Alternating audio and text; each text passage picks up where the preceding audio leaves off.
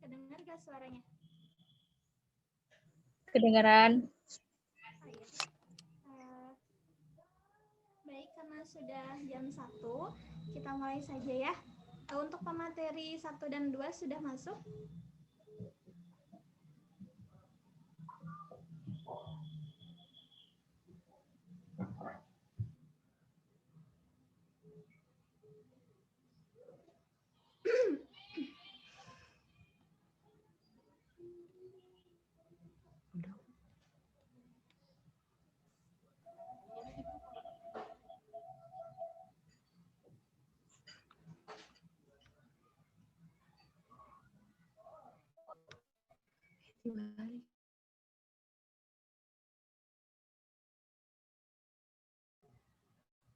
Baik, kita mulai saja. Bismillahirrahmanirrahim. Assalamualaikum warahmatullahi wabarakatuh. Waalaikumsalam warahmatullahi wabarakatuh. Saya ucapkan selamat datang untuk semua peserta pada pemateri juga, baik 1 dan 2. Sebelumnya izinkan perkenalkan diri. Nama saya Siti Nurjana dari Program Studi Pendidikan Guru Sekolah Dasar semester 5. Baik, kita mulai saja. Bismillahirrahmanirrahim. Alhamdulillahirrahmanirrahim. Wa bihi nasta'in wa ala umur dunya waddin. Wassalatu wassalamu ala asrofil anbiya wal mursalin wa ala alihi wa sahbihi ajma'in, amma ba'du. Sebelumnya, mari kita sama-sama ucapkan hamdalah kehadirat Allah SWT.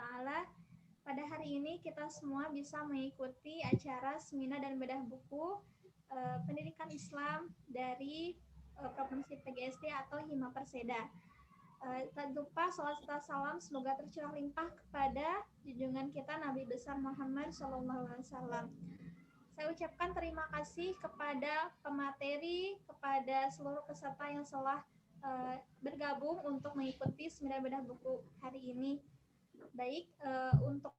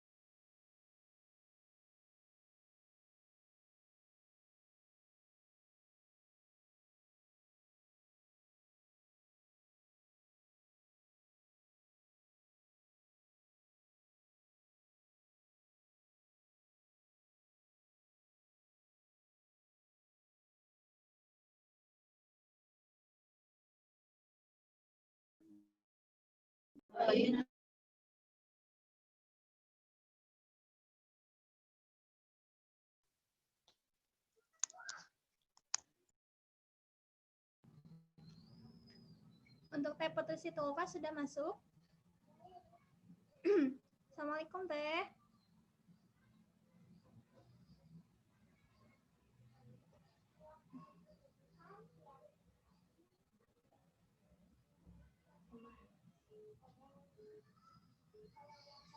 Ya, Teh Siti, udah kedengaran nggak? Iya. Ya, mangga dimulai aja Teh tilawahnya. Bentar.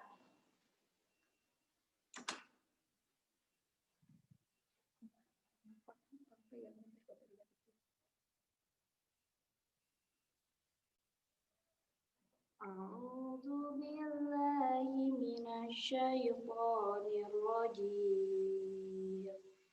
Bismillahirrahmanirrahim.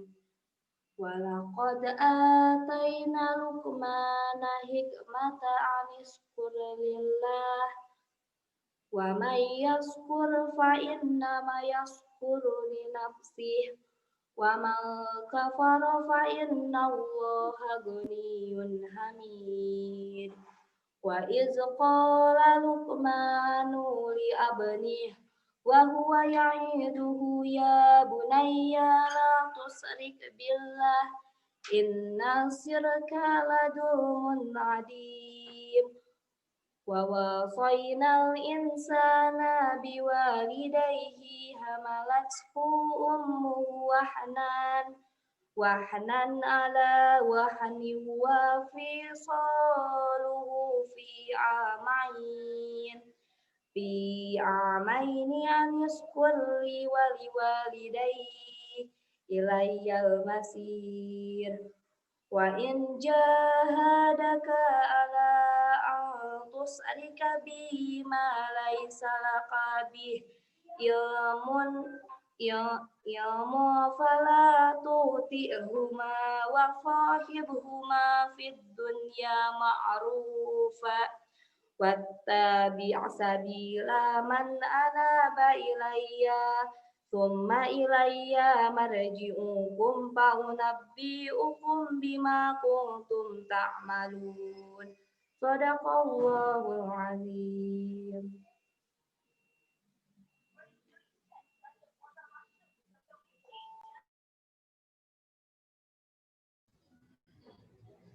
Shadaqallahul Azim. Terima kasih kepada Teh Putri Siti Ulfa yang telah melantunkan ayat suci Al-Qur'annya. Mudah-mudahan kita semua mendapat berkah dari bacaannya dan juga bermanfaat bagi kita semua. Amin. Untuk selanjutnya yaitu sambutan dari Ketua Himpunan Mahasiswa Pendidikan Guru Sekolah Dasar yang akan disampaikan oleh Teh Putri Selviana. Kepadanya saya persilakan.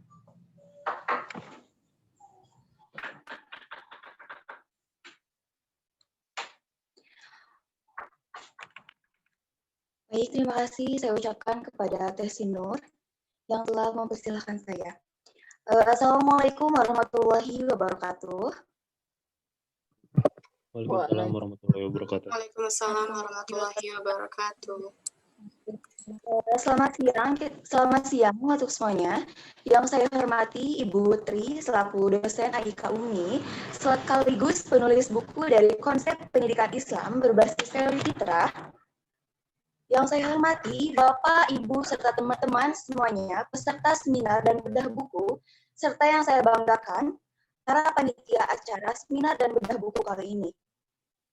Pertama-tama, marilah kita panjatkan puji kehadirat Allah Subhanahu wa Ta'ala atas berkat, rahmat, dan karunia-Nya, kita dilimpahkan sehingga kita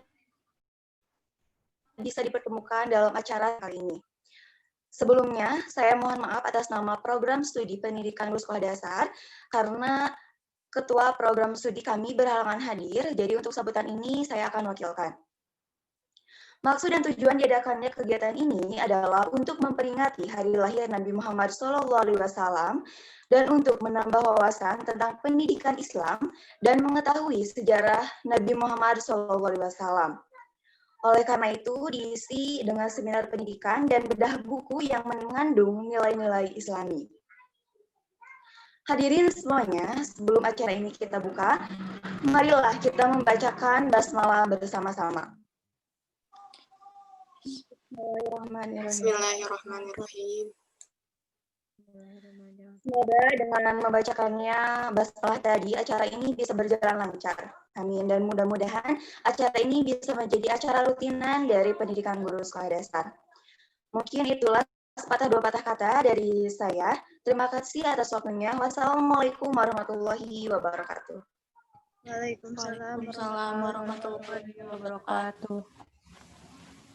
Kepada Teh Putri Selviana yang akan menyampaikan sambutannya sekaligus membuka acara hari ini. Baik, kita langsung ke acara inti yaitu seminar.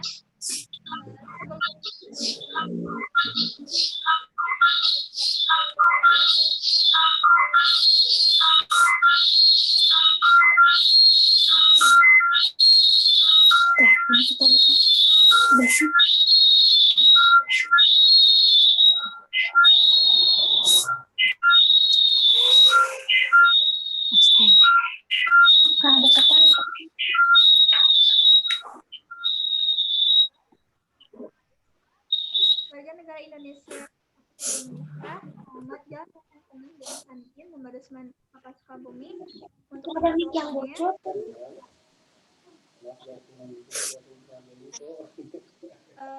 sosial medianya mungkin bisa di follow Instagramnya @andini22. Untuk pendidikannya SDN Negeri Babakan Sinar Sukabumi 2012, Kota Sukabumi 2012-2015, Negeri 2 Kota Sukabumi 2015-2018, dan Universitas Muhammadiyah Sukabumi PGSD 2018 sampai sekarang.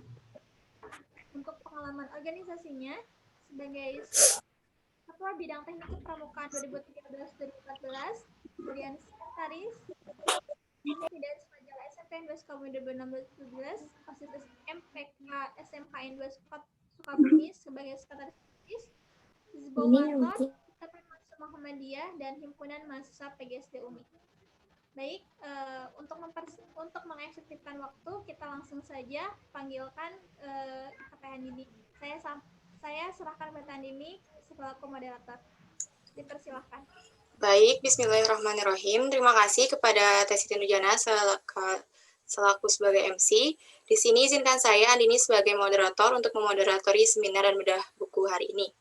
Sebelumnya, yang saya hormati kepada Ibu Triwidya Suti SPDI MPD sekaligus pemateri dan penulis buku, kemudian Teh Resa Kurniawati sebagai pemateri juga. Baik, langsung saja di sini izinkan saya untuk membacakan CV dari pemateri yang pertama, yaitu Resa Kurniawati.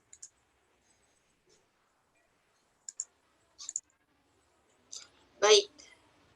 Kurikulum vitae nama lengkap Resa Kurniawati, nama panggilan Echa, agama Islam, tempat dan tanggal lahir Cianjur 15 Januari 1997, pekerjaan mahasiswa, status pernikahan menikah, alamat email aktif resakw@gmail.com, nomor handphonenya 0857 5923 0007, moto hidup, risiko terbesar adalah tidak mengambil resiko sama sekali. Riwayat pendidikan, nama sekolah atau perguruan tinggi dan jurusannya SD, SDN Mekarwangi tahun 2005 sampai 2011, SMP atau MTS, SMP Pasundan Cianjur tahun 2012 sampai 2014, SMA Negeri 2 Cianjur tahun 2015 sampai 2017, perguruan tinggi sebelumnya Universitas Islam Bandung tahun 2017, perguruan tinggi sekarang Universitas Muhammadiyah Sukabumi jenjang S1, jurusan sebelumnya PG PAUD dan sekarang PGSD. Baik, selanjutnya saya serahkan kepada pemateri Teresa Kurniawati untuk menyampaikan materinya. Bismillahirrahmanirrahim. Sebelumnya, apakah terdengar jelas suara saya? Terdengar. Jelas. Iya, baik. Terima kasih. Bismillahirrahmanirrahim. Assalamualaikum warahmatullahi wabarakatuh. Waalaikumsalam warahmatullahi wabarakatuh. Sebelumnya karena terima kasih kepada seluruh panitia dan kepada moderator juga MC yang telah mempersilahkan saya untuk menyampaikan materi saya sekarang ini yang berjudul Prophetic Parenting. Baik, mungkin sudah dibuka ya, langsung saja. Bismillahirrahmanirrahim. Langkah mendidik anak menjadi solih dan solihah berkiblat pada tuntunan Rasulullah SAW.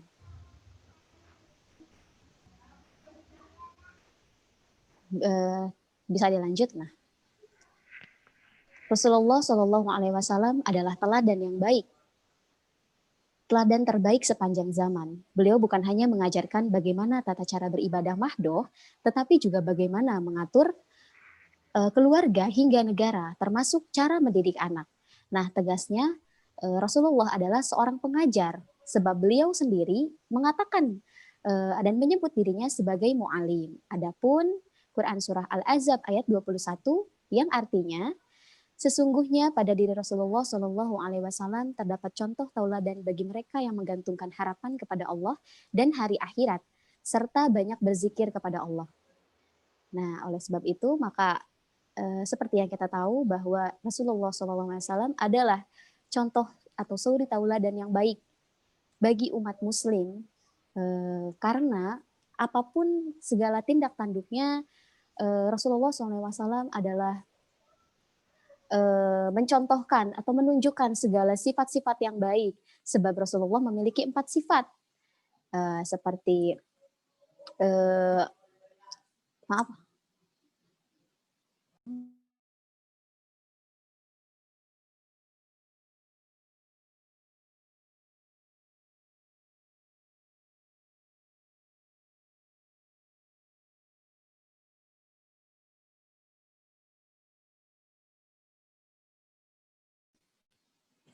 Tes. Mohon maaf teman-teman, suaranya jelas tidak? Dengeran. Oh ya, Jelas. mohon maaf. Mohon maaf tadi. Masih. Ya, baik, dilanjut ya. Langsung saja moderator dilanjut lagi. Mohon maaf ya, ini jaringannya. Nah, sekarang prophetic parenting itu apa? Nah, prophetic parenting ini adalah pendidikan ala Rasulullah SAW. Konsep dalam prophetic parenting adalah cara mendidik anak dengan berkiblat pada cara-cara yang dilakukan Rasulullah dalam mendidik keluarga dan sahabat. Nah, menjadi sebuah penekanan penting dalam prophetic parenting, berlaku sebuah proses pendidikan bukan sekedar proses pengajaran. Jadi pendidikan yang diberikan oleh Rasulullah bukan hanya berpangku pada pengajarannya saja, tapi juga mengajarkan lebih daripada pengajaran, seperti menanamkan nilai-nilai. Jadi bukan hanya menyampaikan materi atau bukan hanya menasihati, tapi juga menyampaikan nilai-nilai yang ada dalam materi tersebut atau dalam pengajaran tersebut. Selanjutnya,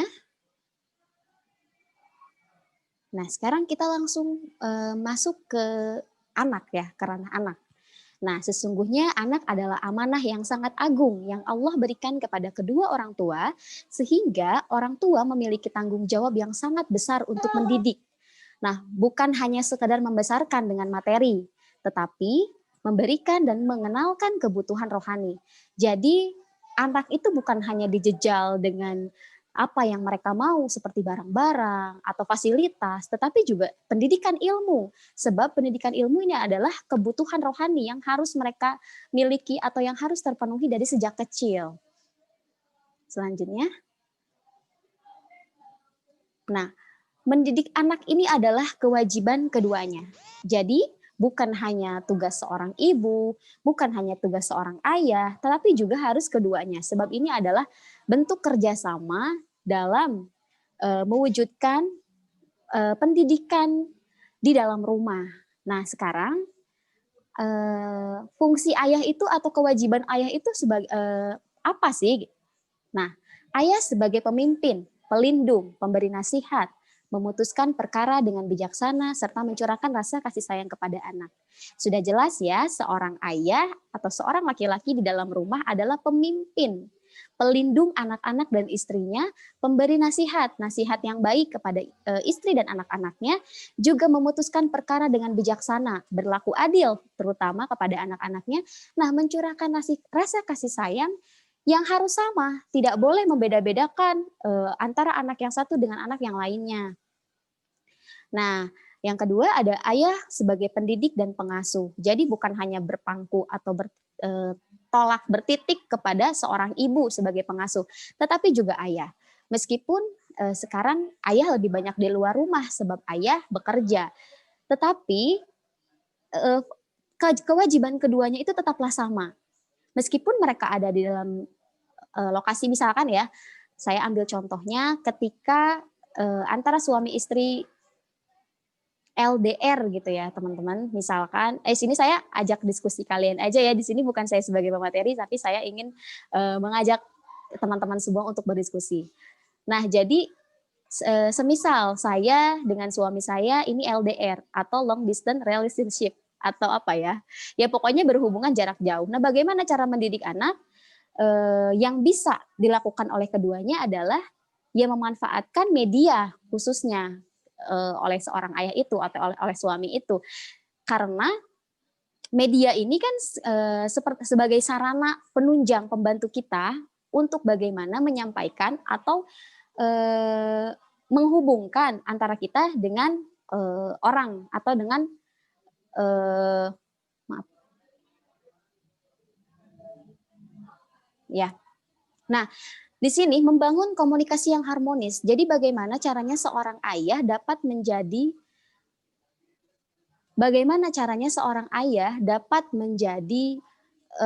komunikator antara anak yang satu dengan anak yang lainnya pun dengan istrinya. Karena tidak jarang ya biasanya anak itu ada yang memiliki kedekatan dengan ayah dan ada yang memiliki kedekatan dengan ibu, adapun dengan keduanya. Jadi sebetulnya fungsi di sini ayah adalah sebagai pembangun komunikasi yang harmonis. Bagaimana cara si ayah dapat dekat dengan anaknya walaupun anaknya lebih banyak atau walaupun si ayah lebih sering di luar rumah. Nah, di luar rumah di sini bekerja ya teman-teman, maksud saya. Nah, sekarang ibu, Al-Ummu Madrasatul Ula, ya seperti kita tahu bahwa seorang ibu ini adalah madrasah pertama bagi anak-anaknya. Tentu kita harus belajar bagaimana caranya, bagaimana mempersiapkan diri menjadi seorang ibu, bagaimana mempersiapkan diri untuk menjadi seorang istri. Nah, untuk belajar parenting ini bukan berarti teman-teman di sini harus punya anak dulu atau harus menikah dulu. Lebih baik adalah sebelum kalian menikah, kalian harus mencari ilmu dari mana saja ilmunya, tapi yang lebih baik adalah ilmu yang berdasarkan dengan tuntunan Rasulullah SAW, ya tentunya berdasarkan yang berlandaskan dengan Al-Quran dan hadis. Nah, menjadi sahabat dan pengasuh yang bekerja sama dengan ayah untuk senantiasa memahami kebutuhan anak. Seperti tadi yang saya katakan, bahwa peran ibu dan peran ayah itu sama-sama beratnya. Maka mereka harus bekerja sama untuk terwujudnya keluarga yang harmonis dan anak-anak yang soleh dan soleha. Adapun hadis riwayat Al-Hakim, tiada suatu pemberian yang lebih utama dari orang tua kepada anaknya selain pendidikan yang baik. Baik, lanjut Teh.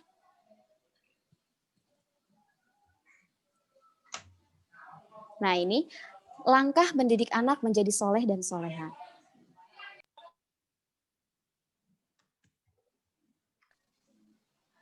Yang pertama, perbaiki diri sebagai calon atau sebagai orang tua. Nah tentu sebelum kita membentuk anak menjadi seperti yang kita harapkan, tentunya kita harus memantaskan diri bagaimana cara kita atau pantaskah kita menjadi seorang orang tua yang baik atau seorang ibu atau seorang ayah yang baik untuk anak-anak kita. Sebab kita adalah contoh bagi mereka, bagaimana mereka dapat mencontoh orang tuanya kalau orang tuanya saja belum baik atau tidak ingin berusaha baik. Jadi jangan sampai kita menuntut anak kita untuk menjadi sosok yang baik, tapi kita tidak bisa menjadi role model yang baik untuk mereka. Nah, memilih calon pasangan yang baik. Ya. Maukah aku kabarkan kepada kalian, simpanan yang paling berharga, dialah wanita soleha. Apabila dilihat, dia menyenangkan. Jika diperintah, dia patuh. Dan apabila suami pergi, maka ia akan menjaga kehormatannya. Begitu pentingnya mencari pasangan yang soleh atau yang soleha. Sebab kita akan hidup dengan mereka seumur hidup.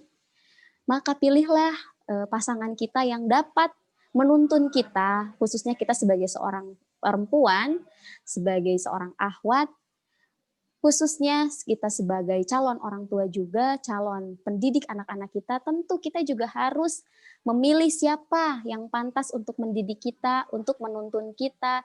Jangan sampai kita salah pilih sehingga nanti kita akan keteteran sendiri untuk mendidik anak. Ketika kita memilih calon suami, misalkan kita memilih calon suami yang sering meninggalkan sholat, sedangkan kita ingin anak kita rajin sholat, ingin memiliki anak yang qurrata ayun, sedangkan suami kita sendiri tidak mendukung kita atau tidak mendukung anak-anak kita untuk itu, tidak memfasilitasi mereka, bagaimana bisa terwujud?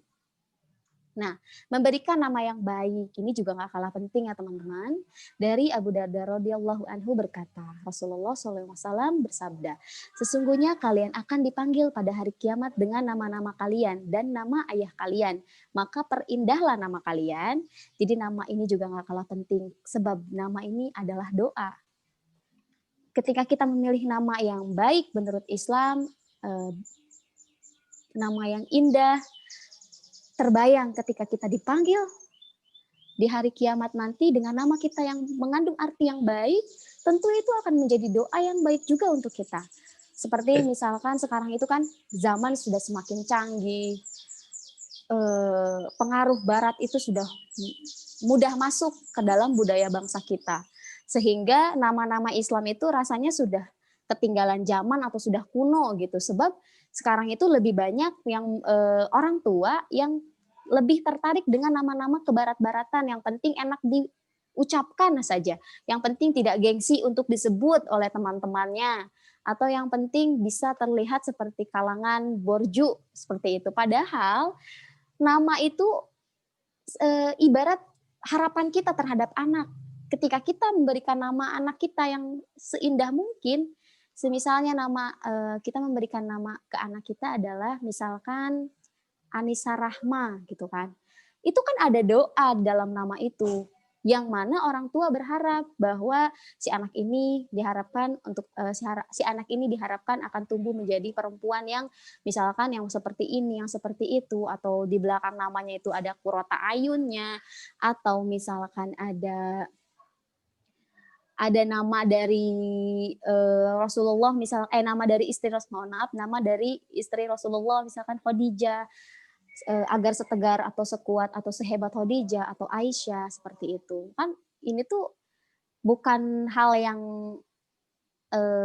lazim lagi ya. Orang tua sekarang lebih tertarik dengan nama-nama kebarat-baratan karena dirasa nama Islam itu sudah tertinggal zaman. Padahal nama Islam itu masih banyak yang tidak kita ketahui dan berarti indah. Nah, ini mengenalkan kalimat tauhid. Sampaikanlah kepada anak-anak kalian kalimat yang paling pertama, yaitu la ilaha illallah. Tiada Tuhan yang berhak disembah kecuali Allah. Dan talkinlah atau ajari mereka dengan kalimat la ilaha illallah, tiada Tuhan yang berhak disembah kecuali Allah sebelum ia meninggal. Hadis riwayat Al-Baihaqi. Nah, sekarang gini, bagaimana cara mengajarkan mereka untuk bisa mengatakan la ilaha illallah, atau bahkan jangan hanya mengatakan tapi juga memahami maknanya. Yang pertama itu bisa kita mulai ajarkan ketika anak ada dalam fase babbling. Babbling itu masih babbling itu fase yang mereka belum jelas berbicara, tapi mereka bisa meniru kita. Seperti misalkan kita mengatakan mama, mereka akan mengatakan mama meskipun tidak memahami apa arti mama. Nah, bisa kita pancing atau bisa kita beri stimulus mereka atau bayi itu dengan kalimat la ilaha illallah, meskipun ya terdengar masih abstrak, tapi biasakanlah sehingga mereka terbiasa. Yang kelima, membiasakan dengan akhlak yang baik. Nah, ini akhlak itu sangat penting ya teman-teman, sebab kita ini sekarang sudah hidup di zaman yang mana akhlak itu sudah semakin merosot, yang mana akhlak itu sudah sangat jarang bisa kita sangat jarang bisa kita pertahankan akhlak yang baik sesuai dengan ajaran Islam. Jadi akhlak ini benar-benar menjadi hal yang yang sudah langka gitu, teman-teman. Sebab sekarang itu akhlak dengan kecantikan jauh lebih diperhatikan kecantikan dibanding akhlak. Sebab akhlak ini hanya terlihat seperti sifat, tetapi tidak menjadi sebuah prioritas yang harus dipertahankan di zaman milenial ini, di zaman kita yang sekarang ini.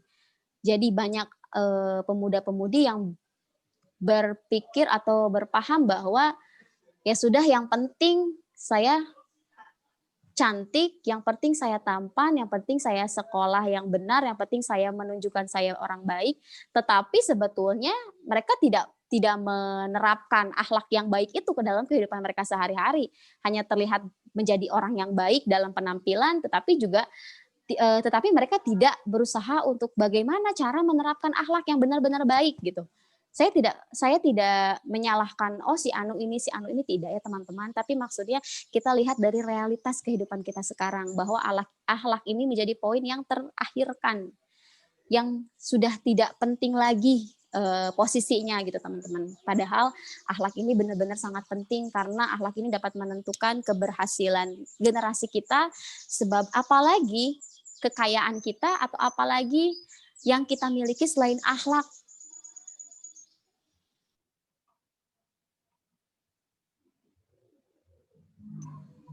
Nge-mute terus kenapa ya? Lanjut. Aku jadi ngomong sendiri. Mohon maaf teman-teman. Aduh.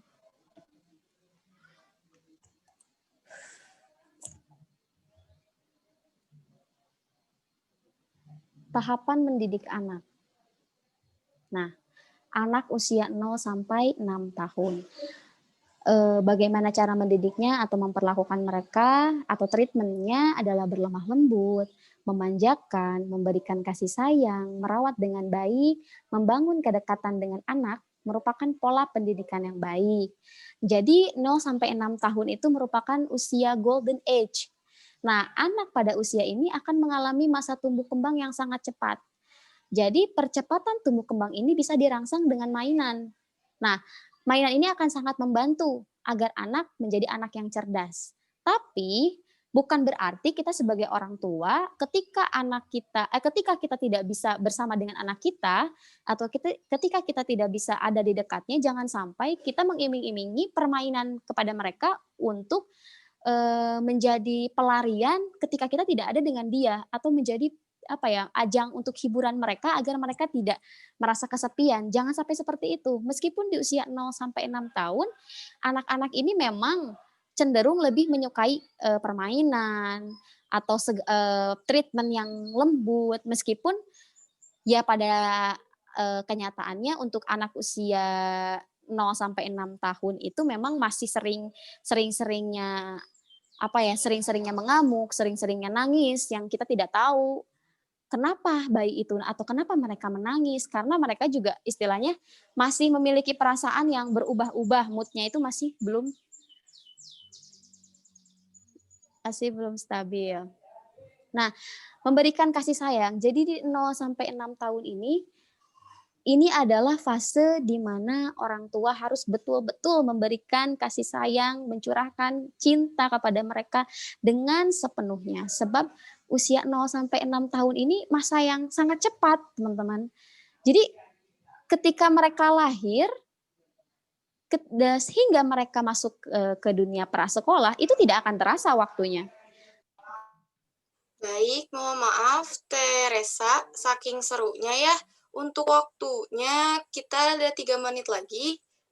Seperti itu ya. Oh iya, baik. Ya tidak apa-apa. Mohon maaf ya teman-teman, ini terlalu banyak mungkin. Nah, saya cepat aja ya. Untuk 7 sampai 14 tahun, perkenalkanlah anak dengan tanggung jawab dan kedisiplinan. Melatih dimulai dari memisahkan tempat tidurnya dan melatih anak untuk mendirikan sholat 5 waktu. Jadi di usia 7 sampai 14 tahun ini anak sudah harus bisa menunaikan sholat 5 waktu. Ketika tidak mau sholat, maka Rasulullah SAW malah memerintahkan kita untuk memukul mereka, tetapi memukul dengan maksud untuk mendidik, tidak dengan cara mencaci atau melukai yang terlalu yang bisa membuat mereka trauma. Ini hanya membuat pembelajaran atau membuat mereka merasa takut, tapi bukan takut yang menyisakan luka dari psikisnya mereka atau mentalnya mereka. Nah, usia 15 sampai 21 tahun ke atas, kuatkan pendekatan dan komunikasi dengan anak. Jadilah sahabat dan orang tua yang mampu memahami dan mengerti perkembangannya. Sebab di usia 15 sampai 21 tahun ini mereka sudah punya lingkungan atau dunia mereka sendiri. Sehingga tidak sedikit anak-anak yang mulai tertutup kepada orang tuanya dengan permasalahan-permasalahan atau tentang perasaannya, tentang apapun yang mereka rasakan, sehingga ini menjadi sulitnya orang tua untuk memahami anak-anak. Sebab tidak sedikit anak-anak di usia 15 sampai 21 tahun ke atas ini mereka sudah mulai tertutup. Oleh sebab itu harus dikuatkan lagi pendekatan dan komunikasi orang tua kepada anak-anaknya sehingga si orang tua tetap bisa mengontrol sejauh mana perkembangan anak-anaknya. Lanjut. Nah, ini poin tidak kalah penting ya teman-teman. Saya akan cepat saja. Pertama, mengajarkan sholat, mengajarkan Al-Quran, mengajarkan taat kepada Allah dan Rasul-Nya, mengajarkan cinta kepada ahli ilmu, memilihkan sekolah yang baik, memilihkan lingkungan yang baik. Jadi kesimpulannya, pendidikan pertama seorang anak adalah rumahnya. Pendidik yang pertama adalah ibu dan bapaknya. Seorang anak yang lahir secara fitrah, bersih dari segala corak dan warna, ia siap dibentuk untuk dijadikan apa saja tergantung keinginan pembentuknya. Jadi jadikanlah kita sebagai calon pembentuk anak-anak kita, sebagai calon pendidik anak-anak kita yang pantas mendidik mereka. Sebab kita adalah calon umum Madrasatul Ula untuk khususnya perempuan dan calon pemimpin untuk khususnya laki-laki, tentu kita harus pantas dulu untuk membentuk mereka, untuk mewarnai anak-anak kita. Sebab anak-anak kita adalah penerus generasi kita selanjutnya. Nah, mungkin cukup sekian pemaparan dari saya. Saya mohon maaf apabila banyak kekurangan dari penyampaian saya dan mungkin juga di sini bising. Saya mohon maaf kepada moderator dan kepada teman-teman semuanya. Mungkin ada sesi pertanyaan. Baik, terima kasih untuk Teh Resa Kurniawati sebagai perwakilan mahasiswa pendidikan guru Sekolah Dasar Nusa Muhammadiyah Sukabumi. Ngeblank aku sumpah. Berisik, Mas. Mohon maaf, Teh Resa, tolong untuk sesi tanya jawab kita diakhirkan ya. Jadi selanjutnya untuk pemateri berikutnya, untuk pertanyaan bisa teman-teman disediakan di kolom chat. Nanti oleh panitia akan dipilih mana yang baik untuk bisa dilakukan sesi tanya jawab. Selanjutnya saya lanjutkan untuk membacakan CV dari pemateri kedua.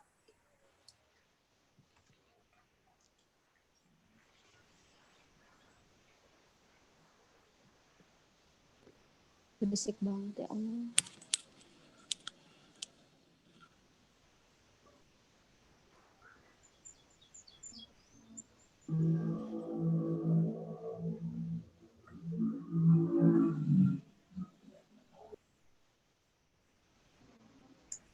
Baik, untuk pemateri kita yang kedua yaitu bernama Triwidya Sukti SPDI MPD, tempat tanggal lahir Bantul 1 Desember, jenis kelamin perempuan, agama, hobi membaca, menulis, mendengarkan musik, dan menikmati alam, alamat sekarang Jalan Cikirai, Gang Nusa, Kebon Jati, Cikirai, Sukabumi, Jawa Barat, nomor telepon 0852-2931-0844, alamat asal Trukan, Segoroyoso, Pleret, Bantul, Daerah Istimewa Yogyakarta.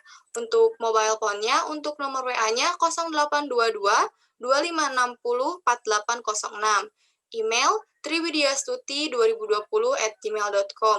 Pendidikan terakhir S2 Pendidikan Islam. Riwayat pendidikan, jenjang S1, institusi Udin Sunan Kalijaga, bidang ilmu kependidikan Islam Fakultas Tarbiyah, tahun lulus 2008, IP skala 4 3,24, S2 Universitas Islam Indonesia, bidang ilmu pendidikan Islam MSI, tahun lulus 2018, IP skala 4 3,81. Pengalaman kerja dari 2009 sampai SMP Muhammadiyah Pleret, jabatan sebagai guru, 2010 Bimbel Belajar sebagai owner, tahun 2019 dosen IAIS di Sukabumi, 2019 dosen SIG Gasantara, 2019 Kabag Penelitian IAIS, 2019 sampai sekarang dosen Islam dan Kemuhammadiyah Universitas Muhammadiyah Sukabumi, tahun 2020 sampai sekarang pengelola bidang kajian laik UMI. Sertifikat penghargaannya untuk sertifikat kegiatan penulisan soal PAS dan PAT yang diadakan PWM DIY sebagai penulis soal waktu 2015 sampai 2019. Surat keterangan kegiatan menulis buku dan jurnal internasional IJIS berjudul Konsep Pendidikan Islam Berbasis Teori Fitrah, Analisis Filsafat Pendidikan Islam. Sedangkan jurnal dengan judul yang sama akan tetapi dirubah dalam bentuk jurnal, menulis artikel dan cerpen di surat kabar sebagai penulis waktu 2018. Pengalaman organisasi, Nasyatul Aisyah Cabang Pleret, jabatan Sekretaris 2, Nasyatul Aisyah Cabang Pleret sebagai bidang dakwah, Karang Taruna sebagai sekretaris dan lembaga pers mahasiswa. Selanjutnya, Selanjutnya saya serahkan kepada pemateri kedua, kepada Ibu Triwidya Stuti SPD MPD, saya persilahkan. Ya, terima kasih Mbak Andini. Suara saya bisa didengarkan dengan jelas?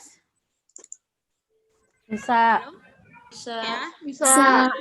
ya, alhamdulillahirrahmanirrahim. Assalamualaikum warahmatullahi wabarakatuh. Waalaikumsalam warahmatullahi wabarakatuh. Semua ya, boleh di-mute dulu? Boleh di-mute ya? Boleh di-mute dulu. Alhamdulillahirrabbilalamin. Allahumma sholli ala Muhammad wa ala ali Muhammad. Rabbi shrahli sadri wa yassir li amri wahlul 'uqdatam min lisani yafqahu qawli amma ba'd. Yang saya hormati para partisipan semuanya ya. Di sini ada Bapak Ian, senior saya di kampus saya yang ngajar yang dulu. Kemudian juga ada mahasiswa saya yang dulu juga di kampus saya yang dulu ikut hadir di sini sepertinya. Dan yang saya banggakan anak-anak PGSD ya, Hima PGSD yang dengan luar biasa melaksanakan kegiatan pada siang hari ini dengan adanya seminar dan bedah buku seperti itu, dengan segala upaya dan tenaganya, pikirannya gitu ya, sehingga terlaksana acara pada siang hari ini. Dan alhamdulillah partisipan cukup antusias dan lumayan gitu ya. Dan tak lupa semoga selalu sehat partisipan yang lain yang mungkin saya belum kenal, yang belum tahu ya. Semoga sehat semua, semoga bisa mengambil ilmu pada hari ini gitu ya. Saling sharing dari Mbak Resa tadi yang luar biasa juga penyampaiannya. Tak lupa sholawat dan salam selalu tercurah kepada junjungan kita Nabi Agung Nabi Muhammad Sallallahu Alaihi Wasallam. Dan hari ini kebetulan kita sedang memperingati hari lahirnya Nabi Muhammad Sallallahu Alaihi Wasallam. Sebenarnya boleh nggak sih kita memperingati Maulid Nabi gitu kan? Mungkin ada pertanyaan seperti itu. Kalau di Muhammadiyah itu tidak dianjurkan juga tidak dilarang gitu ya. Jadi boleh-boleh saja dilaksanakan peringatan Maulid Nabi selama pelaksananya itu tidak menimbulkan madharat kayak gitu. Jadi alhamdulillah kita pada siang hari ini bisa melaksanakan itu ya sebagai wujud cinta kita kepada Rasulullah SAW dan semoga kita memperoleh syafaatnya di hari akhir nanti. Amin, Allahumma amin.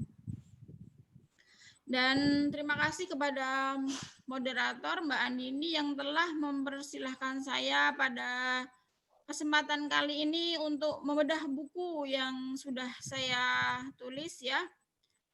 Sebenarnya buku ini adalah hasil penelitian saya sewaktu saya menulis tesis gitu ya. Jadi kalau tesis kan dalam bentuk penelitian ilmiah gitu ya. Nah, kemudian saya sadur atau saya ubah menjadi sebuah buku dengan beberapa penyesuaian. Kebetulan saya menyukai filsafat pendidikan Islam. Nah, maka di sini saya akan sharing bareng nih terkait dengan buku saya yang berjudul Konsep Pendidikan Islam Berbasis Teori Fitrah, yang mana menggunakan analisis filsafat pendidikan Islam. Dan kenapa saya ingin sekali menyampaikan ini kepada partisipan semua ya, terutama anak-anak mahasiswa saya gitu ya, yang notabene nantinya akan menjadi seorang pendidik gitu ya, menjadi seorang pendidik. Jadi meskipun nanti kelak akan mengajar di sekolahan yang bukan Islami istilahnya gitu ya, atau di sekolah negeri gitu, tapi tetap saja harus menanamkan keislamannya gitu ya. Ketika dia beragama Islam, kemudian juga menanamkan akhlak, menanamkan adab dan lain sebagainya. Apalagi juga misalkan di sini yang menjadi calon ibu atau sudah menjadi ibu gitu ya. Al-Ummu Madrasatul Ula gitu tadi ya Mbak Risa, luar biasa tadi. Maka sangat perlu kiranya kita harus tahu nih bagaimana sih seharusnya kita memahami pendidikan Islam ini, ataupun juga bagaimana sih kita harusnya mendidik anak kita kelak gitu ya. Nah, kita harus tahu esensinya. Nah, di sini kita akan membahas tentang esensi dari kenapa sih kita harus mendidik gitu ya, misalkan kenapa sih pendidikan itu penting, pada khususnya pendidikan Islam gitu ya, karena kita adalah orang-orang Islam di sini, atau mungkin bukan non Islam pun bisa mempelajari itu gitu ya, karena kan bisa menjadi pengetahuan baru gitu ya, seperti itu. Nah, mungkin selanjutnya ini selanjutnya. Nah,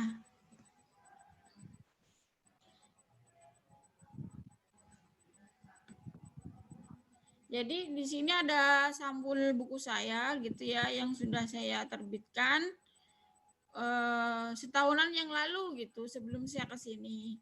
Akan tetapi saya dalam proses edit juga dan revisi, maka di sini saya menyampaikan kepada partisipan semua untuk diberikan masukan dan lain sebagainya. Kemudian juga jika ada yang ingin ditanyakan bisa dipertanyakan seperti itu. Nah, mengenai pembahasan konsep tentang pendidikan Islam yang bertujuan untuk menemukan konstruksi yang jelas dan memberikan pemahaman lebih, di samping juga menambahkan khasanah keilmuan pendidikan Islam, maka pokok permasalahan yang akan dijawab dengan bagaimana teori fitrah dalam Islam dan teori nativisme, empirisme, dan konvergensi juga dianalisis komparatif keduanya.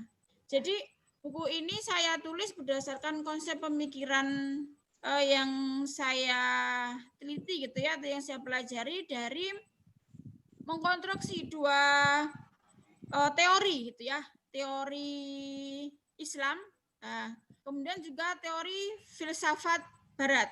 Nah, kemudian di situ saya komparasikan begitu. Kalau teori fitrah kan berasal dari Islam gitu ya, agama Islam kita gitu. Kemudian juga ada teori nativisme, empirisme, dan konvergensi. Ini adalah teori filsafat Barat, yang mana nativisme ini dipelopori oleh Arthur Schopenhauer, yang mana bakat itu dibawa sejak lahir gitu ya, potensi itu dibawa sejak lahir gitu ya. Kemudian juga ada empirisme, ada John Locke. Nah, John Locke dengan teori tabula rasanya, bahwa manusia itu lahir dalam keadaan bersih atau putih gitu ya, dalam semuanya. Nah, ini nanti akan kita bandingkan apakah memang seperti itu, karena kan yang kita pahami selama ini seperti itu ya, bahwa manusia itu lahir pokoknya seperti kertas putih gitu, seperti kertas putih, nggak ada apa-apanya. Nah, nanti lingkungan yang akan mempengaruhi dia gitu kan ya, itu di empirisme. Kemudian juga ada konvergensi. Di konvergensi adalah perpaduan keduanya, antara lahir, bahwa dia ada potensi, kemudian juga lingkungan yang membangunnya. Nah, ini adalah tokoh pengusungnya, salah satunya adalah William Stern itu. Seperti itu. Nah, akan kita bandingkan apakah memang pandangan-pandangan itu sesuai dengan teori-teori keislaman kita gitu ya. Sedangkan pada umumnya kita seringnya mengusung teori-teori filsafat Barat tersebut. Tapi boleh nggak sih? Boleh, sebagai pembelajaran kita gitu ya, sebagai pengetahuan kita. Maka dalam buku saya itu dengan membandingkan keduanya sebagai konstruksi dari konsep pengembangan pendidikan Islam yang saya tulis kan gitu. Sebelum saya menjabarkan bagaimana konsepnya dan sebagainya itu, memang sebelumnya saya mengkomparasikan. Nah, di dalam buku saya itu ada komparasi keduanya. Teori fitrah itu seperti apa terkait dengan agama, dengan hubungan manusia dengan agama dan sebagainya seperti itu. Nah, nanti bisa dibaca gitu ya. Kan karena kalau yang anak-anak mahasiswa saya kan nanti akan beli gitu ya, akan lebih bisa detail untuk membacanya. Bagaimana saya mengkomparasikan keduanya sehingga kita tahu nih mana sih sebenarnya yang benar kan gitu sesuai dengan keilmuan kita di agama Islam. Tapi boleh nggak sih kita belajar filsafat Barat? Boleh sebagai pembanding tadi gitu ya. Tapi jangan serta-merta digunakan tanpa mengetahui ilmu yang sebenarnya seperti itu. Karena kita adalah orang Islam gitu. Nah, mungkin di bawahnya selanjutnya Mbak Andini. Halo? Nah, ini. Bagaimana sih sebuah konsepsi itu sebenarnya? Karena buku saya adalah konsep ya. Konsep pendidikan berbasis teori fitrah. Pada dasarnya sebuah konsepsi itu berasal dari definisi, karakteristik, dan sebagainya. Kemudian konsep tersebut diteliti secara empirik dan pada akhirnya menghasilkan sebuah teori, gitu ya. Makanya teori itu karena hasil pemikiran bisa menjadi debatable, gitu ya. Nah, maka di sini tuh kebanyakan saya menggunakan tafsir-tafsir, gitu ya. Kalau tafsir ijtihad itu kan masih bisa didebatable gitu ya, atau diperdebatkan gitu. Tapi kalau Al-Quran, hadis nggak boleh diperdebatkan karena memang sudah menjadi ilmu yang pakem gitu ya, ilmu yang pakem. Makanya kan Islam itu kan ada sebagai agama, ada sebagai sebuah pengetahuan kan gitu ya. Nah ini saya mengambil yang nomor 2 bahwa agama menjadi sebuah pengetahuan, maka bisa dipelajari. Maka agar kita untuk lebih memahami Al-Quran dan hadis, maka kita harus belajar tafsir, membaca tafsir seperti itu. Nah, untuk buku-buku saya kebanyakan saya mengambil tafsir-tafsir gitu ya, mengambil tafsir-tafsirnya siapa, teorinya siapa seperti itu. Maka bisa diperdebatkan dan menghasilkan sebuah teori gitu ya. Jadi hasil dari teori fitrah ini adalah hasil dari pemikiran, dari membaca, dari menafsirkan gitu ya. Seperti itu dari Al-Qur'an dan hadis. Hasil dari teori fitrah adalah teori yang menjelaskan bahwa manusia memiliki fitrah atau potensi, yakni potensi beragama tauhid, samawi, potensi kebaikan dan cenderung pada kebenaran. Nah, kalau kita mau membandingkan yang 3 teori tadi, teori filsafat barat tadi, ada nativisme, empirisme, dan konvergensi tadi. Kalau di paham atau teori nativisme bahwa manusia itu bisa berkembang karena dari bawaannya saja gitu ya. Kemudian juga kalau yang teori tabula rasa tadi, bahwa manusia itu tidak membawa apa-apa ketika lahir, putih suci gitu ya. Itu adalah teorinya John Locke. Padahal ini yang sering salah kaprah ya. Dari orang Islam itu sendiri ada yang salah kaprah gitu. Nah, maka di sini akan kita pelajari nih. Memang manusia itu lahir dalam keadaan bersih, dalam keadaan suci gitu ya. Tetapi di sini adalah suci dari dosa. Suci dari dosa ya, suci dari dosa. Akan tetapi ketika mereka lahir sudah membawa potensi-potensi mereka, membawa fitrah. Nah, fitrahnya apa saja? Bahwa dia beragama tauhid. Bahwa setiap manusia itu lahir dalam keadaan Islam atau membawa agama tauhid gitu ya, samawi, karena kan dari zaman Nabi Adam sampai sekarang gitu ya, itu. Kemudian juga membawa potensi kebaikan dan cenderung kepada kebenaran. Seperti itu. Jadi manusia itu lahir bukan dalam benar-benar putih kosong, enggak. Putih kosong itu adalah putih dari dosa, akan tetapi mereka tetap membawa potensi-potensi kebaikan sendiri. Nah, untuk bagaimana apakah berkembang atau tidak, nah nantinya akan dipengaruhi oleh lingkungan. Nah, yang agak sesuai di sini nih yang teori konvergensi gitu ya. Kalau nativisme, empirisme kurang cocok nih gitu ya dengan teori fitrah ini gitu ya. Tapi kalau konvergensi masih agak nyambung gitu ya. Nah, tetapi itu semua juga ada yang namanya teosentris. Ya, ini melibatkan Tuhan. Begitu juga nanti ada free will. Free will itu kehendak sendiri.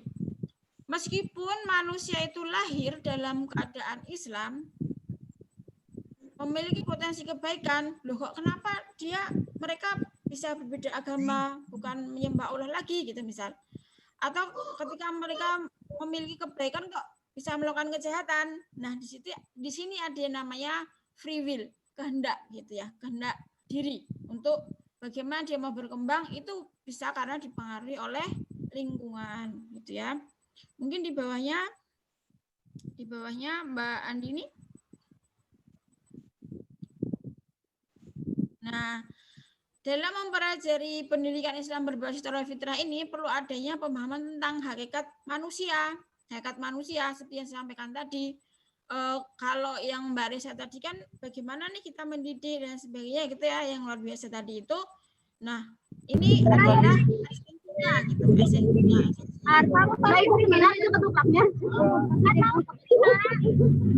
Bisa di-mute ya? Bisa di-mute. Nah, itu hakikat manusia itu seperti apa? Kalau ada al-bayan dan lain sebagainya itu. Kemudian juga kita mempelajari lingkungan nih gitu ya.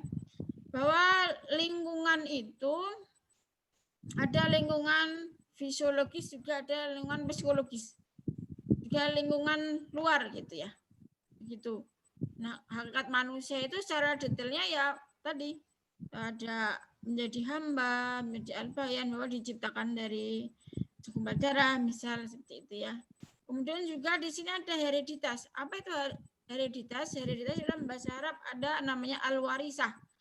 Al-warisah itu keturunan gitu ya. Jadi karakter seseorang atau faktor genetis seseorang itu bisa menurun gitu ya. Menurun dalam artian begini, bisa dari penyatuan bapak ibunya gitu ya, gitu. Kemudian juga ada genetis dari kakek neneknya gitu. Jadi jangan khawatir, misalnya begini, ada suami istri nih menikah gitu ya, punya anak. Kok ternyata hidungnya nggak mirip nih sama bapak atau ibunya gitu. Nah, jangan langsung suudzon dulu gitu ya. Jangan langsung suudzon dulu. Bisa jadi itu menurun dari kakek neneknya atau dari bibinya gitu. Itu bisa. Karena kan dalam diri kita itu bisa jadi ada genetis dari yang juga ada pada bibi kita gitu ya. Karena ternyata genetis dari bibi kita itu menurun kepada anak kita gitu, atau dari kakek kita, atau dari nenek kita, atau dari ibu kita. Seperti itu.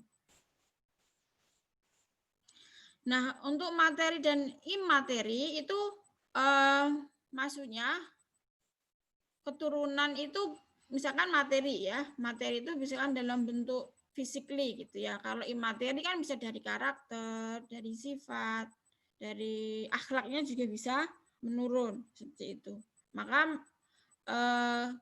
sebagai ibu gitu, calon ibu harus benar-benar nih membentuk diri agar bisa menurunkan yang baik kepada anaknya. Begitu juga seorang ayah juga harus bisa menjadi ayah yang baik agar bisa menurunkan yang baik kepada anak-anaknya. Gitu.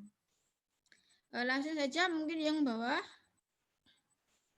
Yang bawahnya lagi. Nah, ini saya mengambil dari yang Arum tadi dulu aja, Pak. Yang Quran Surat Arum. Yang atasnya tadi. Nah, ini tadi saya menjelaskan di atas bahwasanya fitrah manusia itu berpotensi beragama Islam gitu ya. Nah, ini saya ambil dari tafsir Quran Surat Arum ayat 30. Maka hadapkanlah wajahmu dengan lurus kepada agama Allah, tetaplah atas fitrah Allah yang telah menciptakan manusia menurut fitrah itu. Tidak ada perubahan pada fitrah Allah. Itulah agama yang lurus, tetapi kebanyakan manusia tidak mengetahuinya. Jadi dari ayat ini jelas tertulis itu ya, bahwa manusia itu lahir semua beragama Islam gitu ya. Beragama Islam gitu. Kemudian juga memiliki potensi-potensi yang lain kan gitu ya. Itu. Nah, kenapa kok mereka bisa berubah? Tidak beragama Islam lagi misal, atau kemudian juga kok tidak baik lagi misalnya, itu selain ada free will, ini ada hadis di bawah ini, bisa diturunkan lagi Mbak. Hadis yang bawah, nah ini adalah hadis riwayat Muslim. Ma min mauludin illa yuladu alal fitrah fa abawahu yuhawidanihi wa yunasiranihi wa yumajisanihi. Jadi setiap anak lahir itu dalam keadaan fitrah, gitu ya. Suci dari dosa, membawa potensi beragama Islam, kemudian juga membawa kebaikan-kebaikan. Tetapi fa'abawahu, tapi bapaknya, tapi keluarganya, tetapi lingkungan, tetapi masyarakat. Nah, fa'abawahu ini bisa ditafsirkan menjadi lingkungan, kan kalau di bahasa Arab kan fa'abawahu itu adalah bapaknya gitu ya. Bapak gitu. Tapi bisa ditafsirkan menjadi keluarga, menjadi lingkungan, menjadi masyarakat gitu, bahkan negara gitu kan. Yang membuat mereka itu menjadi Yahudi, Nasrani atau Majusi seperti itu. Jadi keterkaitan dengan hal ini bahwa kenapa manusia kok bisa berubah gitu ya. Yaitu karena faktor-faktor lingkungannya tadi. Bisa juga dia menjadi melejit lebih baik karena lingkungannya mendukung bagus gitu ya. Tapi dia juga bisa berubah karena lingkungan yang tidak baik. Maka kan penting sekali kita memilih lingkungan dalam bergaul. Bukan berarti kita pilih-pilih, tapi itu memang sangat berpengaruh. Apalagi di usia kalian ya, di usia remaja begitu, itu sangat berpengaruh teman kalian. Maka kan ada ini ungkapan kalau nggak salah ya. Jika kamu ingin mengetahui siapa dia, maka lihatlah temannya kan gitu ya. Pernah seperti itu kan, ada ungkapan seperti itu kalau nggak salah. Maka memang penting lingkungan itu kan itu ya. Nah di bawahnya. Nah kalau yang saya jelaskan di awal tadi itu adalah saya berusaha untuk mengkonstruksi keduanya, membandingkan keduanya. Oh, teori fitrah itu seperti ini, bahwa teori fitrah itu adalah bahwa manusia itu lahir dalam keadaan suci, beragama Islam, kemudian memiliki potensi, seperti itu ya. Kemudian juga akan tetapi nanti lingkungannya yang kan merubah dia kan gitu ya. Jadi bukan seperti kertas kosong, kemudian juga hanya pokoknya kalau lahirnya pintar nggak bisa dirubah, kalau lahirnya maaf kurang ini nggak bisa dirubah, masih bisa dirubah oleh lingkungannya seperti itu. Nah dari konstruksi tadi maka saya secara mengambil yang proses pendidikan ya gitu ya. Sebenarnya kan perbandingannya masih banyak ini ya dalam buku saya, bukan hanya terkait dengan proses pendidikannya saja gitu ya. Nah kalau yang teori fitrah ini adalah proses pendidikannya sebagai ladang amal karena wujud penghambaan. Nah kembali ke tadi hakikat manusia tadi, bahwa manusia itu salah satunya adalah sebagai abdun, sebagai hamba. Maka ketika dalam proses mendidik atau proses pendidikan, bahwa di sini kita ada proses penghambaan kepada Allah, ada niat untuk beribadah kepada Allah gitu ya. Kemudian karena fitrah adalah potensi beragama Islam, jelas ini sebagai upaya wujud penyembahan kepada Tuhannya gitu ya. Itu. Kemudian juga ada yang tadi teori nativisme, empirisme, dan teori konvergensi, bahwa proses pendidikannya bersifat profan. Profan itu bersifat keduniawian saja. Kan kalau di filsafat barat itu ya, konsep kebenarannya ya, dasar kebenarannya itu kan di antara salah satunya didasarkan pada akal. Kalau akal membenarkan berarti dia benar kan gitu ya salah satunya. Tetapi kalau dasar kebenaran dari filsafat Islam atau filsafat pendidikan Islam itu diambil dari Al-Quran maupun hadis gitu ya. Maka dari sini kita harus tahu nih, harus bisa membandingkan kita sebagai orang Islam mana ya yang harus dipakai gitu ya. Tapi bukan berarti kita tidak boleh mempelajarinya, boleh. Nah, sebagai pembanding tadi. Begitu. Nah, jadi teori fitrah itu sendiri adalah teori yang menjelaskan bahwa manusia itu secara hakikatnya sudah ada potensi-potensi kefitrahannya gitu ya, seperti yang saya jelaskan tadi. Kemudian juga nanti dikaitkan dengan lingkungan, kemudian juga dipengaruhi oleh hereditas tadi gitu ya, faktor keturunan itu dan sebagainya. Itu bisa diturunkan. Nah, ini adalah hasil poinnya yang dari semua buku yang saya tulis ini ya, dari buku yang saya tulis di sini adalah poinnya ini gitu. Tapi di dalamnya nanti ada penjabaran-penjabarannya gitu ya. Ada penjabar ini bukunya seperti ini. Nanti ada penjabarannya banyak di dalamnya sebenarnya terkait dengan teori fitrah ini. Mungkin saya ini karena melihat waktu ya. Nanti ada secara detail ada kayak membedakan sih mana yang teori fitrah itu seperti apa terkait dengan hubungan manusia dengan agama kan itu.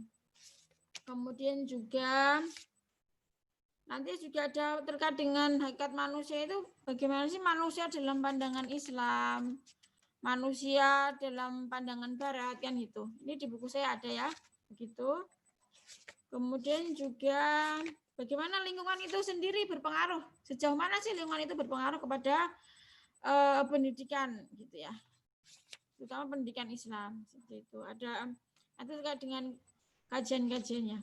Nah, untuk secara pembahasan lebih dalam apa itu teori fitrah, di sini juga ada terkait dengan kajian linguistiknya, kebahasaannya gitu ya, kajian kebahasaannya, kemudian juga ada kajian historisnya, kenapa kok fitrah itu diartikan bahwa potensi dan sebagainya gitu ya. Kemudian juga secara linguistik sebenarnya apa sih fitrah itu gitu ya, teori fitrah itu gitu. Nah di buku saya ada gitu. Kemudian terkait dengan perbedaan-perbedaan tadi, bentar. Nah dalam buku saya juga ada analisis dan komparatifnya. Nah, saya menganalisis juga mengkomparasikan.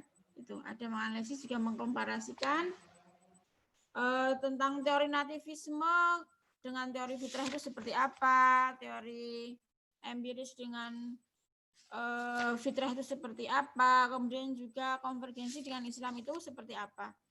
Kalau saya jelaskan mungkin bisa sehari penuh ya, itu. Seperti itu.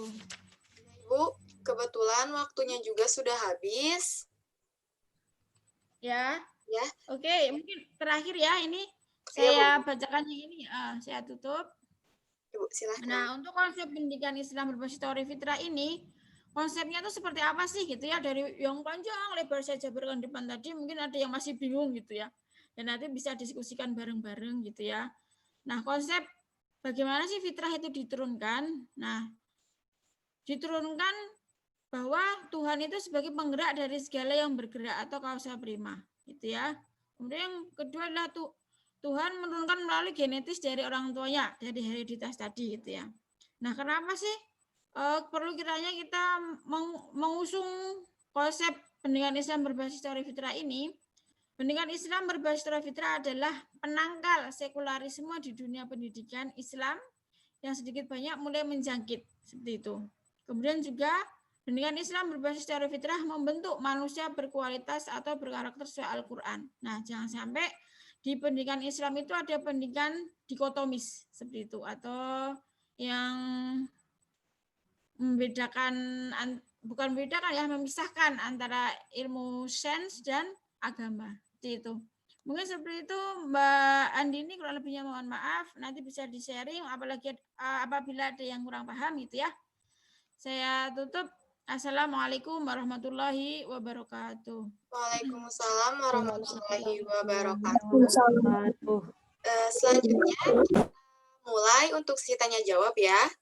Nah, setelah kami pilih untuk pertanyaannya, pertanyaan pertama untuk Teh Resa Kurniawati, yaitu dari, perkenalkan, saya Silmi Nur Asia Jambilah dari Universitas Garut, izin bertanya.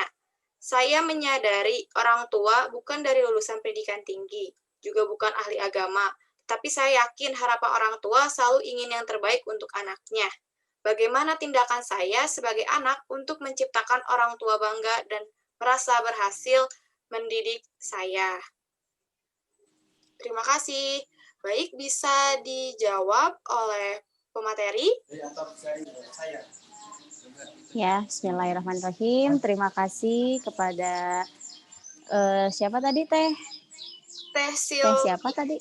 Teh Silmi. Dari Universitas Garut ya, Masya Allah. Dari orang jauh. Terima kasih Teh Silmi sudah menyempatkan ikut di diskusi kali ini dengan pemateri yang Masya Allah, Bu Tri Widyastuti yang hebat. Dan insya Allah ini bermanfaat ya ilmu yang dari Ibu Tri untuk kita semua. Baik, jawabannya bagaimana tindakan kita untuk dapat membuat orang tua kita bangga, begitu ya Teh? Iya. Yang pertama, jadilah anak yang solehah untuk orang tua kita. Dengan caranya bagaimana? Ya pertama, mohon maaf sebentar.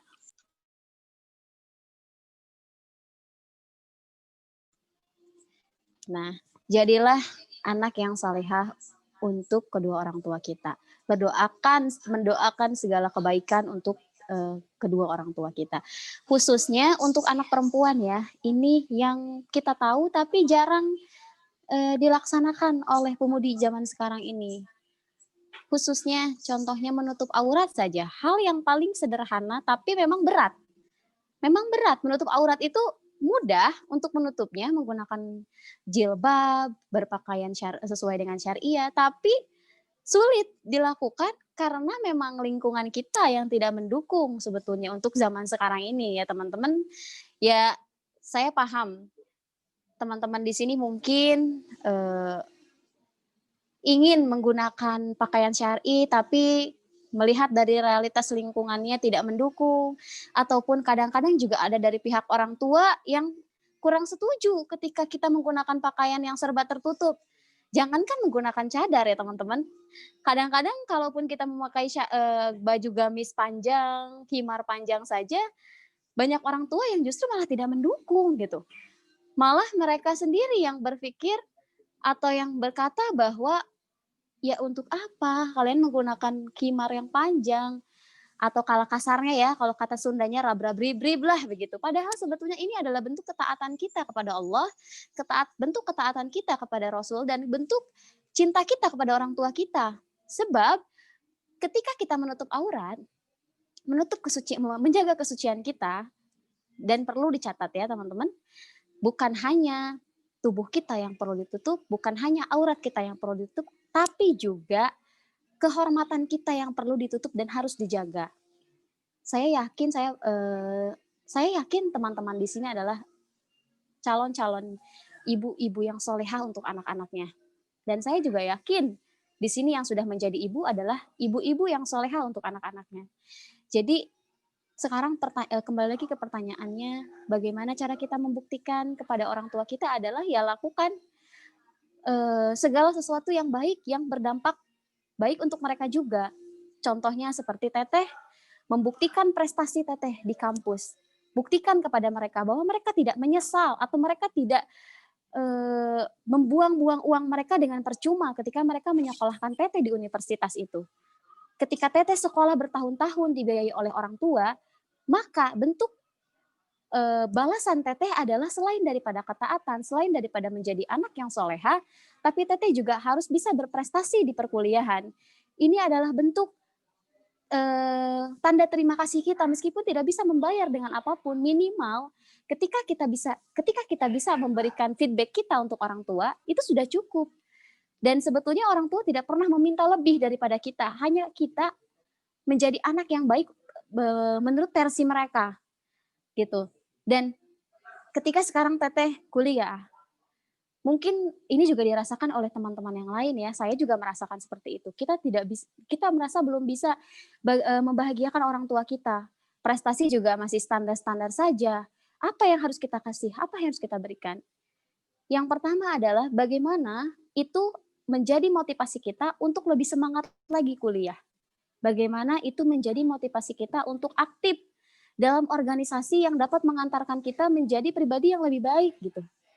Ya mungkin itu saja Teh Silmi. Mudah-mudahan ini dapat dipahami dan mohon maaf karena waktunya juga yang singkat. Jadi mungkin ini agak dipercepat juga saya menjelaskannya. Mohon maaf apabila tidak ada, maksudnya apabila penjelasan saya kurang jelas atau kurang memuaskan untuk Teteh. Mudah-mudahan bermanfaat. Terima kasih Teteh, jawabannya termotivasi bagi saya. Baik, terima kasih Sama-sama, untuk Kak Teteh. Silmi dan Teresa. Atau ada tambahan dari Bu Tri atau lanjut saja ke pertanyaan selanjutnya?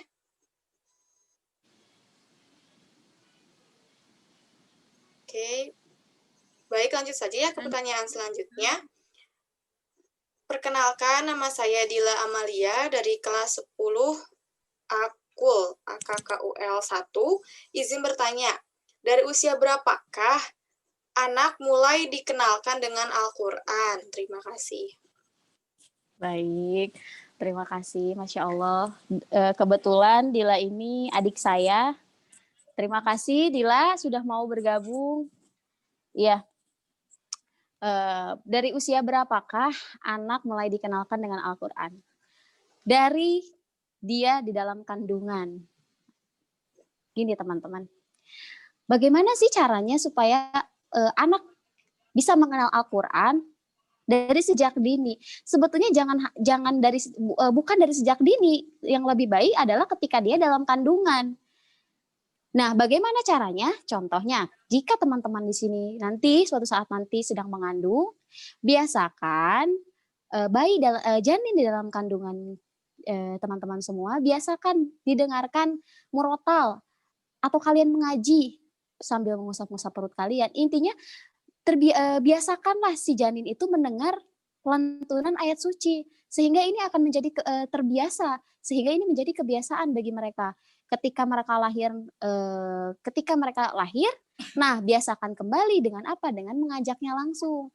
Sebetulnya nggak susah sih ya. Contohnya seperti ketika bayi masih diberi ASI misalkan, kita bisa mengaji sambil menyusui. Kita bisa mengaji sambil menyusui, atau ketika bayi itu mau tidur, kayak ketika waktu-waktu tidur biasakan kita mengaji atau kita menyalakan murotal, atau biasakan di dalam rumah kita itu jangan sampai sepi daripada lantunan ayat suci sehingga mereka akan terbiasa mendengar lantunan ayat suci. Nah, dari situ mulai terbiasalah mereka mendengar, mulailah kita mengajarkan. Saat mereka sudah bisa mengucap kata-kata dari fase, biasanya kan sudah mulai bawel itu dari usia berapa, mulai dari 10 bulan pun mereka sudah bisa melihat atau bisa meniru, tapi belum jelas. Ya, katakanlah ambillah dari usia 12 bulan misalkan ya. 12 bulan ini sudah mulai jelas, tapi memang jelasnya juga belum begitu jelas seperti anak-anak yang sudah fasih berbicara. Nah, dari usia segitu kita bisa mulai memberikan siaran-siaran, atau bukan siaran ya, memberikan video-video mengaji, seperti kalau di film itu Nusa dan Rara ya.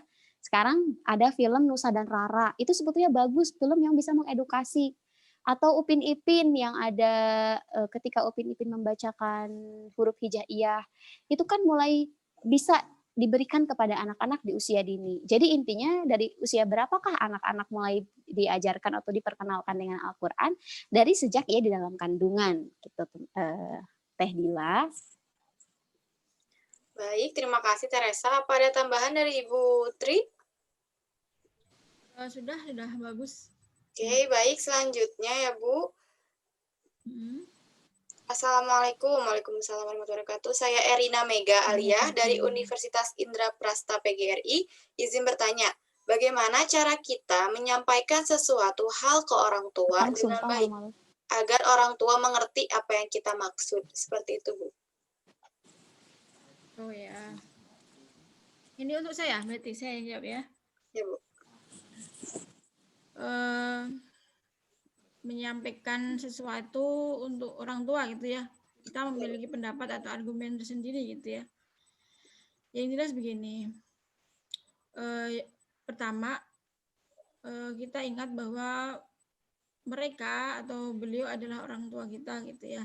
Jadi kan bagaimanapun misalkan seandainya kita memiliki pendapat yang berbeda atau pandangan yang berbeda seperti itu, harus yang kita ingat adalah kita harus bicara yang baik, bicara yang ma'ruf gitu ya, dengan cara yang baik, dengan cara yang ma'ruf gitu ya. Kemudian ya disampaikan apa yang menjadi keinginan kita gitu. Insya Allah orang tua yang bijaksana pasti akan mau mendengarkan dan mau mengerti seperti itu. Seandainya misalkan di situ nanti ada perbedaan pendapat, masih bisa didiskusikan kan seperti itu ya.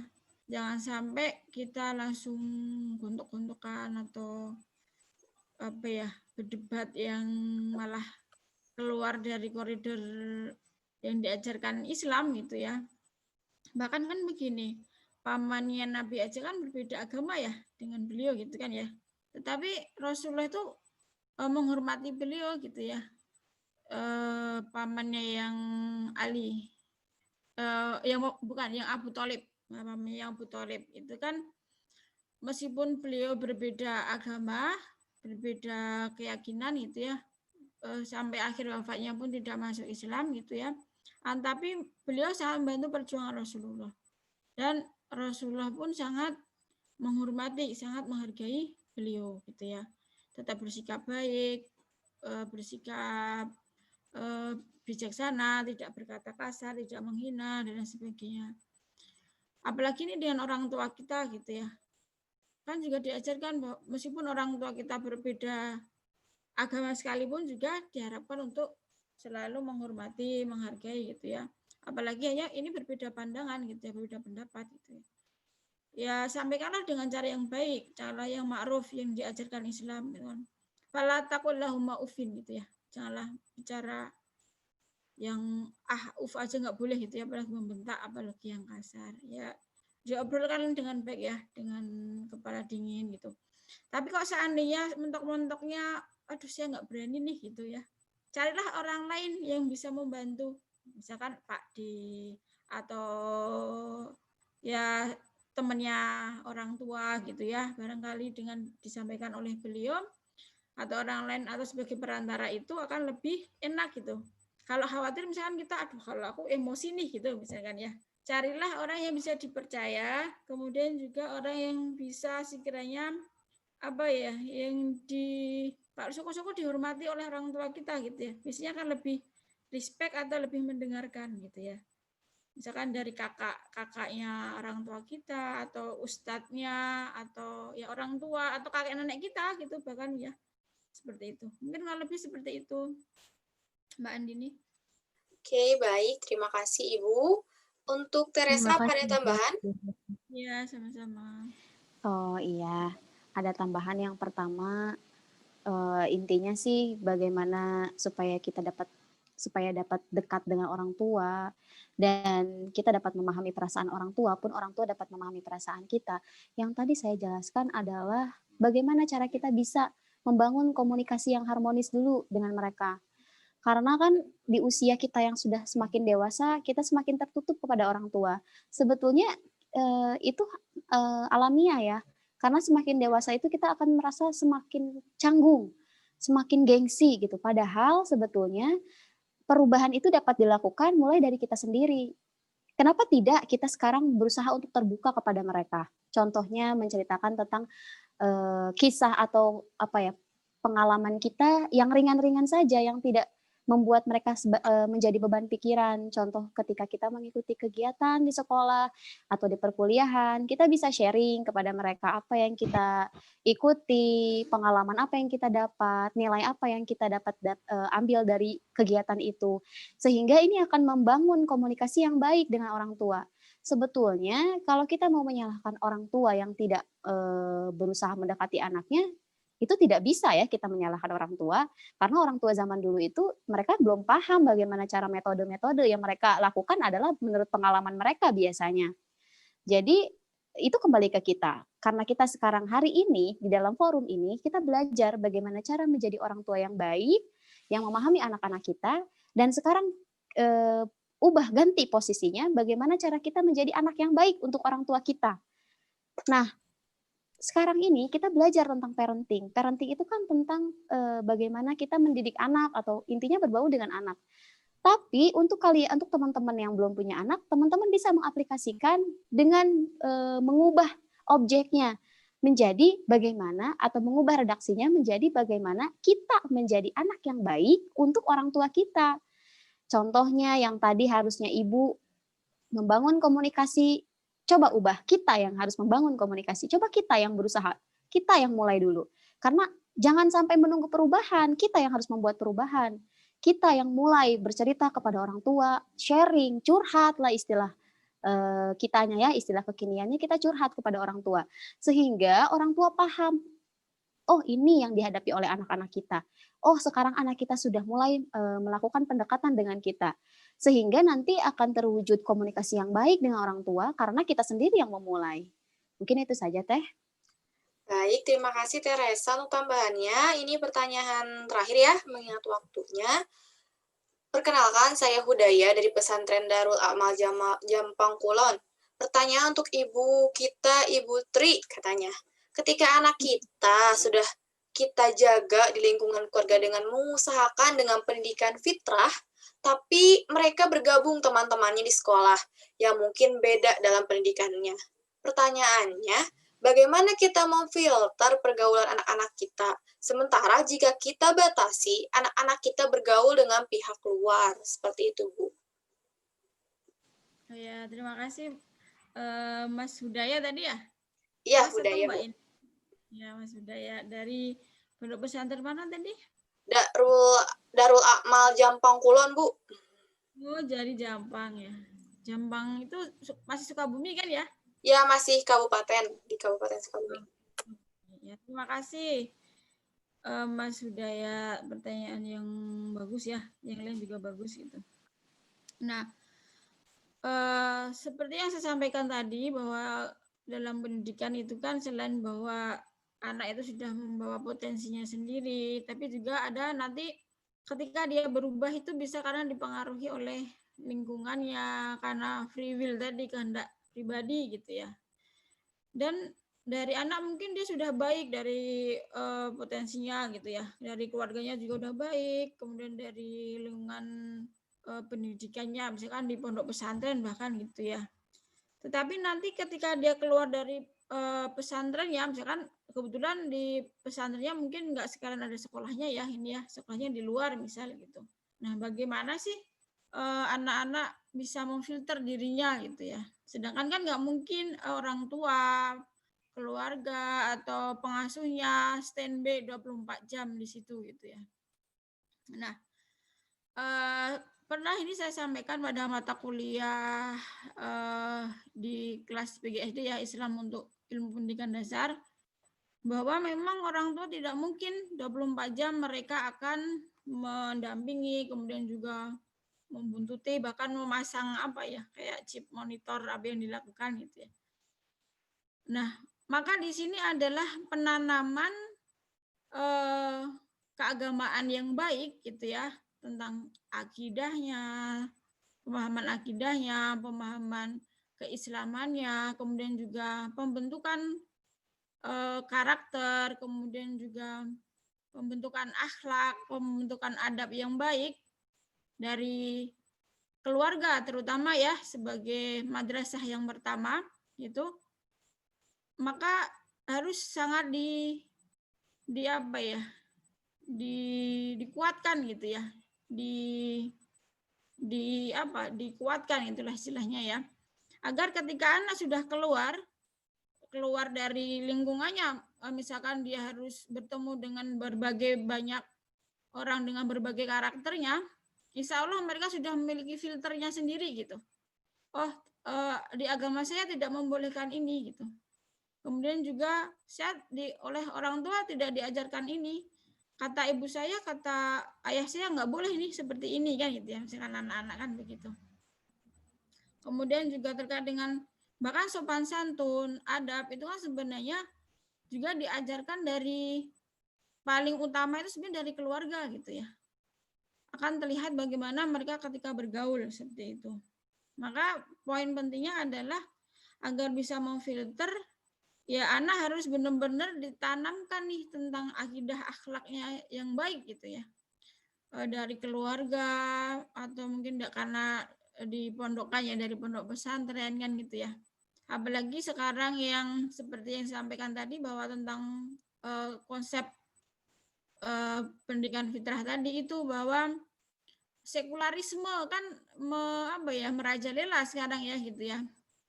Bahkan juga banyak sekolah-sekolahan yang di situ memisahkan nih antara pendidikan agama dengan pendidikan umum gitu ya. Jadi ada sekularisme di situ. Nah, itu bahaya gitu. Makanya kalau bisa kita mensekolahkan anak itu ya sekolah-sekolah yang berbasis keislaman gitu ya, atau sekolah Islam gitu. Karena di situ selain mereka diajarkan ilmu pengetahuan umum, biasanya juga dikuatkan dengan ilmu keagamaannya, kemudian juga pembiasaan-pembiasaannya gitu. Misalkan ada sholat duha, ada sholat duhur berjamaah gitu ya. Kemudian juga ada, bahkan ada puasa Senin Kemis kadang gitu ya. Kemudian juga bagaimana adabnya ketika bertemu dengan guru, dengan teman sebaya, tidak boleh ini itu gitu kan ya. Nah, toh seandainya disekolahkan di yang sekolah umum atau negeri karena beasiswa gitu misalkan ya, itu juga nggak masalah ya. Yang jelas sebagai orang tua kita harus memberikan kalau bahasa Jawanya itu sangu, apa sih kalau di Sunda ya, kayak dibekali gitu ya, dibekali keilmuan yang baik, dibekali akidah yang baik, pemahaman agama yang baik, akhlak yang baik, insya Allah ketika di luar akan terus berjalan sesuai dengan koridornya kan gitu. Apalagi yang ini kan ya, yang nanti akan merantau misal, atau yang misalkan nanti menjadi ibu rumah tangga, kemudian juga ayah rumah tangga gitu ya, nantinya akan mendidik anaknya kan seperti itu. Jadi harus membekali diri. Makanya acara-acara kayak gini sering-sering diadakan ya, kita sharing bareng gitu. Karena saya di sini pun juga masih belajar gitu ya, kita sharing bareng. Mungkin seperti itu dari saya, Mbak Andini. Silakan. Baik, terima kasih Bu Tri. Kemudian kepada Teresa, apakah ada tambahan? Atau dicukupkan Cukup saja? saja, Teh Andin, sudah cukup saja. Semoga kepada saudara budaya dan teman-teman bisa memahaminya ya. Mohon maaf kepada teman-teman semua peserta yang pertanyaannya tidak bisa dijawab ya. Mungkin ada pertanyaan yang serupa. Semoga jawabannya bisa merangkum pertanyaan-pertanyaan teman-teman semua. Atau mungkin bisa nanti menghubungi, tadi ada nomornya ya, bisa menghubungi ke pemateri kita atau kepada panitia. Baik, kesimpulan yang bisa saya dapatkan dari tadi ya, saya simpulkan bahwa kita bisa mendidik anak sebagaimana cara Nabi Muhammad atau Rasulullah SAW sebagai pedoman bagi agama Islam kita. Walau kita belum menikah atau mempunyai anak, tetapi kita bisa belajar untuk mempersiapkan diri mendidik anak yang baik, yaitu mendidik dengan rasa kasih dan sayang. Kemudian kewajiban keduanya yaitu ayah dan ibu untuk mendidik anak. Langkah mendidik anak menjadi soleh dan solehah yaitu memperbaiki diri, memilih calon pasangan yang baik, memberikan nama yang baik, mengenalkan kalimat tauhid, membiasakan dengan akhlak yang baik. Selanjutnya yaitu tentang konsep pendidikan Islam berbasis fitrah. Nah, di dalamnya itu dikomparasikan keduanya. Mana yang benar, yang sesuai dengan agama Islam. Perlu adanya pemahaman tentang hakikat manusia, lingkungan, dari materi dan imateri. Pada teori fitrah ini, sebenarnya yaitu seluruh manusia dalam keadaan suci dan beragama Islam yang merubah ada lingkungannya. Untuk lebih jelasnya, nanti kita bisa membacanya di buku yang telah tadi kita bedah ya. Kemudian nanti materi-materi yang disampaikan oleh pemateri akan kami kirimkan di grup, maka dari itu jangan sampai keluar grup ya, karena nanti sertifikat pun akan dikirim di sana. Nanti di akhir ada sesi foto bersama. Terima kasih kepada semuanya. Mohon maaf sebanyak-banyaknya saya sebagai moderator jika ada kesalahan kata maupun tingkah laku kepada teman-teman semua. Saya serahkan kepada MC. Terima kasih.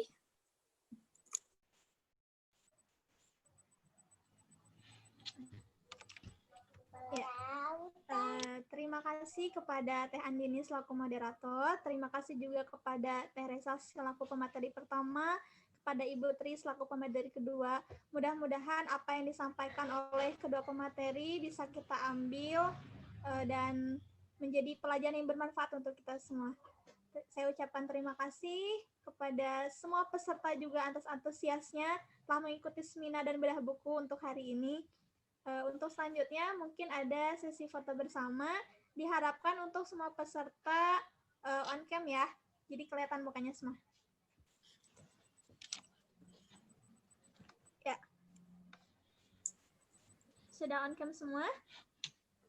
Jika sudah, nanti saya akan mulai untuk foto bersamanya. Tolong. Sudah semua on cam? Ya, baik. Saya mulai dari yang layar pertama ya. 1, 2, 3.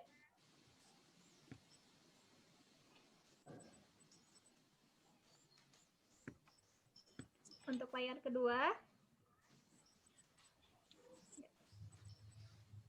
1, 2, 3.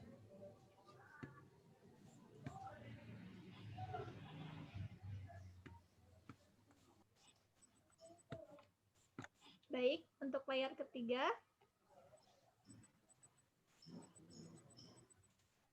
Masih ada yang belum on cam ternyata. 1, 2, 3.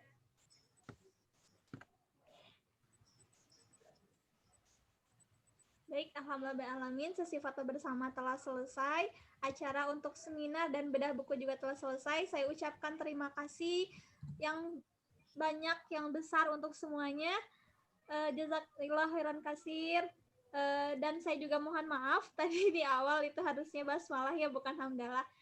Baiklah, untuk acara hari ini kita cukupkan sekian. Kita baca hamdalah bersama-sama. Alhamdulillahirabbil alamin. Alhamdulillahirabbil alamin.